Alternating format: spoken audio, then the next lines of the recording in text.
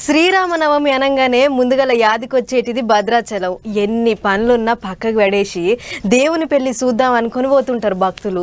ఆడికెళ్ళి తలంబ్రాలు పట్టుకొచ్చుకుంటారు. ఎప్పట్లెక్కనే ఈ ఏడు కూడా భద్రాద్రి రాములోరి ఆలయంలో సీతారాముల కళ్యాణం మస్తు ఘనంగా అయ్యింది. ఒక్క భద్రాచలంలోనే కాదు, ఊరూరా రాములోరిని కొలుసుకున్నారు భక్తులు. ఎక్కడెక్కడ ఎట్లెట్లా అయ్యిందో అంత ఒక్కసారి అరుచుకుని వద్దాం పారి.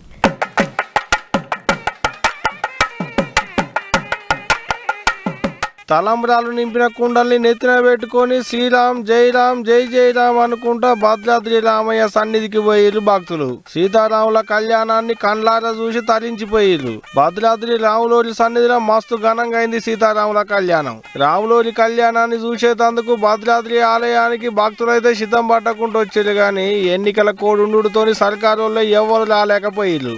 అందుకనే ముందుగాల సీతమ్మని రాములోరిని మండపానికి తీసుకొస్తే సిఎస్ శాంతకుమారి మేడం పట్టుబట్టలు ముత్యాల తలంబ్రాలు పట్టుకొచ్చి అయ్యవార్లకు అందించింది.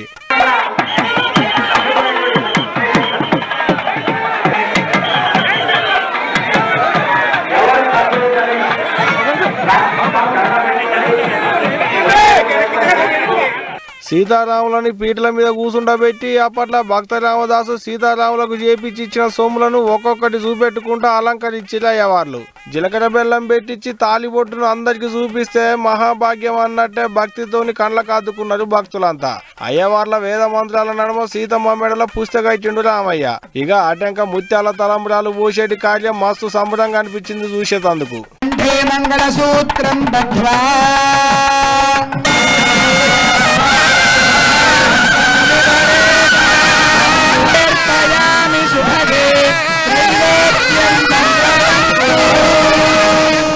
ఒక్క తెలుగు రాష్ట్రాలకించే కాదు, భద్రాద్రి రాములోరి ఆలయంలో ఉన్న మదిలా స్టేడియంలో అయ్యేటి రాములోరి కళ్యాణాన్ని కండ్లారా చూసేందుకు ఛత్తీస్గఢ్, మహారాష్ట్ర, ఒడిశా రాష్ట్రాలకించి కూడా బాగానే కదిలొచ్చారు భక్తులు.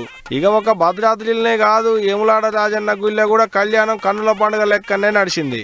రాములోరి కళ్యాణాన్ని చూసేందుకు భక్తులు కూడా బాగానే కదిలొచ్చారు. ఇక ఇది ఇటు ఓ రోజు సీతారాముల కళ్యాణం అవుతుంటే ఇంకో రోజు జోగినీళ్ళు లగ్గాలు చేసుకున్నారు. 17 రామనవమి నాడు పరమశివుణ్ణి వాళ్ళ నాదునిగా కోలుసుకొని లగ్గం చేసుకుంటారట జోగినీళ్ళు.